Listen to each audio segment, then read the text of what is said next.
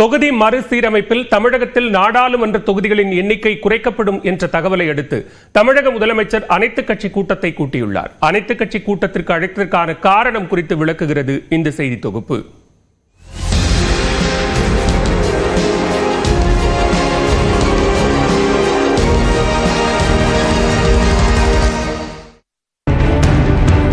மத்திய அரசு சமீபத்திய மக்கள் தொகை கணக்கெடுப்பின்படி நாடாளுமன்ற தொகுதிகளை மறுசீரமைப்பு செய்ய உள்ளதாக தகவல் வெளியாகியுள்ளது.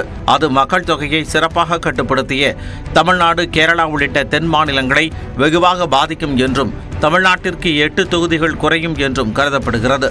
அதனால் தமிழ்நாட்டில் உள்ள அனைத்து அரசியல் கட்சிகளும் ஒன்றிணைந்து இந்த உரிமை பறிப்பு நடவடிக்கைக்கு எதிராக குரல் தர வேண்டுமென அழைப்பு விடுத்து நாளை அதற்கான கூட்டத்திற்கு ஏற்பாடு செய்துள்ளார் முதலமைச்சர் மு.க.ஸ்டாலின். இதுவரை தமிழக முதலமைச்சர் நடத்தியுள்ள அனைத்து கட்சி கூட்டங்களுக்கு தேர்தல் ஆணையத்தால் அங்கீகரிக்கப்பட்ட கட்சிகளும் சட்டமன்றத்தில் பிரதிநிதித்துவம் உள்ள கட்சிகளுக்கு மட்டுமே அழைப்பு விடுக்கப்பட்டிருந்தது.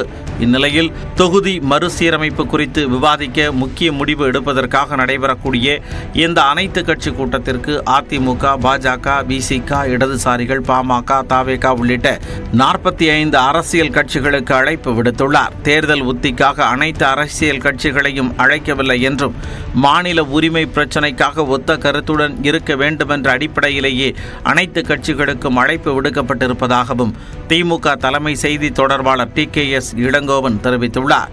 அமித்ஷா தொகுதி குறையாது என்று சொல்லிவிட்டார். ஆனால் எங்களுக்குள்ள அச்சம் என்னவென்றால், இப்போ ஒன்றிய அரசு இந்த தொகுதிகளின் எண்ணிக்கையே அதிகரிப்பதாக ஒரு திட்டம் வகுத்து வருகிறது. அப்படி வகுத்து வரும் பொழுது தமிழ்நாட்டுக்கு கிடைக்கக்கூடிய தொகுதிகள் மக்கள் தொகை அடிப்படையில் இருந்தால் மிக குறைவாகவும், உத்தரப்பிரதேசம், பீகார் போன்ற உத்தரப்பிரதேசத்துக்கு மட்டும் 63 தொகுதிகள் அதிகமாக கிடைக்கக்கூடிய ஒரு சூழ்நிலை உருவாகிறது. இது போன்ற நிலையெல்லாம் இருக்கக்கூடாது. தமிழ்நாடு நாளைய பிரதிநிதித்துவத்தில் பாதிக்கப்பட்டு விடக்கூடாது. நாளைக்கு யார் வேண்டுமானாலும் வெற்றி பெறலாம், எந்த கட்சியும் வெற்றி பெறலாம். அடுத்த ஆண்டு சட்டமன்ற தேர்தல் நடைபெறும் நிலையில் அனைத்து கட்சிகளையும் அழைத்ததில் தேர்தல் கணக்கும் இருக்கலாம் என்ற கருத்தை தெரிவிக்கிறார் பத்திரிகையாளர் ஷபீர் அகமது. இப்போ எதிர்கட்சிகள்லாம் ஒரு அஜெண்டாவை செட் பண்றதுக்கு முன்னாடி நாம ஒரு அஜெண்டாவை எதிர்கட்சிகளுக்கு செட் பண்றோம்னா, ஒட்டுமொத்த எதிர்கட்சிகளுக்கு செட் பண்றோம்னா, 2026 தேர்தல் என்பது பிஜேபிக்கு எதிரான ஒரு அந்த மனநிலையோடு தான் நாம களமாடுகிறோம். அதுல எல்லா கட்சிகளும் வருவாங்க, தமிழக மக்களும் வருவாங்க. அதே போல உங்களுக்கு தமிழ்நாட்டுக்கு ஒரு ஆபத்து வருகிறது அப்படின்னும் போது, அதுக்கும் மொழிக்கு ஒரு ஆபத்து வருகிறது அப்படின்னும் போது ஒரு எமோஷனல் இஷ்யூ, ஒவ்வொரு தேர்தலையும் ஒரு எமோஷனல் இஷ்யூ தேவைப்படுகிறது. அப்போ இந்த எமோஷனல் இஷ்யூவை இந்த தேர்தல் சமயத்தில் அதை கொண்டு வந்து நிறுத்தும் போது யாராலையும் எதுவும் சொல்ல முடியாது. நாளை நடைபெறும் அனைத்து கட்சி கூட்டத்தில் பாஜக மற்றும் தமிழ் மாநில காங்கிரஸ் உள்ளிட்ட சில கட்சிகள் கலந்து கொள்ளவில்லை.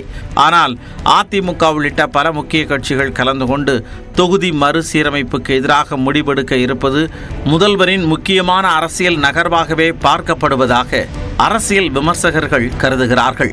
நியூஸ் 18 தமிழ்நாடு தொலைக்காட்சி செய்திகளுக்காக செய்தியாளர் கோகுல்.